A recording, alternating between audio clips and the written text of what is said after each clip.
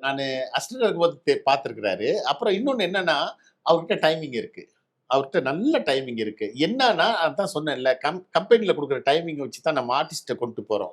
ஆனா அந்த கம்பெனில வந்து அருண் அருண் விஜய் அப்புறம் அவரு டைம் குடுத்தாங்க. ஒரு 3 டேஸ் பண்ணிக்கங்க மாஸ்டர் அப்படி இப்படின்னு. அப்போ எனக்கு அவருக்கு ஏன்னா அவரு ஷூட்டிங் முடிஞ்சதுக்கு அப்புறம் ரூம்ல எல்லாம் போய் ரிஹர்சல் ஏன்னா ஷூட்டிங் முடிஞ்சதுக்கு அப்புறம் அவர் வேற ஷூட்டிங்ல இருப்பாரு.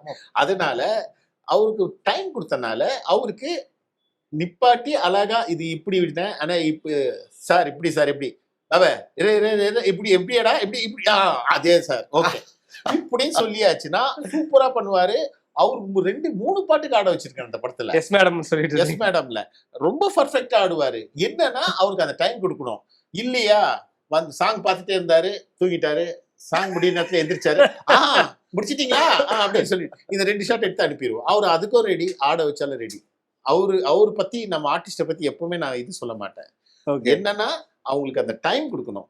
டைம் கொடுக்கணும்னா கம்பெனில நமக்கு அந்த அளவுக்கு மாசம் 2 நாளா 5 நாளா அந்த ஆர்டிஸ்ட்க்கு நீங்க நல்லா வர வச்சு எடுத்து கொடுங்கன்னு சொல்லியாச்சுன்னா நாங்க ஸ்பாட்ல ரிஹர்சல் கொடுத்துருவோம். பிஃபோர் ரிஹர்சல் பண்றது வேற, ஸ்பாட்ல ரிஹர்சல் பண்றது.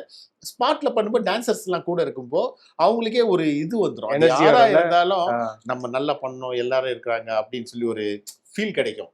அதனால ஸ்பாட்ல பண்ணும்போது கொஞ்சம் லைட்டா அவங்க மாத்தி கேத்தி பண்ணி அந்த பாட்டுல வந்து அவர் பண்ணியிருக்கிறேன். அவர் டான்ஸ் ஆடுற பாட்டு என்ன சில படங்கள் தெரியல. அவர் ஆடுறதா இருந்துச்சுன்னா என்ன பாபு போட்டுக்கோ எனக்கு ஈஸியா இருக்கும். நான் உடனே ஃபோன் வரும். உடனே மாஸ்டர் வந்துட்டீங்களா? அது மாஸ்டர் இது மாஸ்டர் இப்படி மாஸ்டர் ஓகே மாஸ்டர் நீங்க என்ன சொல்லுங்க பண்ணுங்க அப்படியே நிப்பாருங்க. உட்கார மாட்டாரு.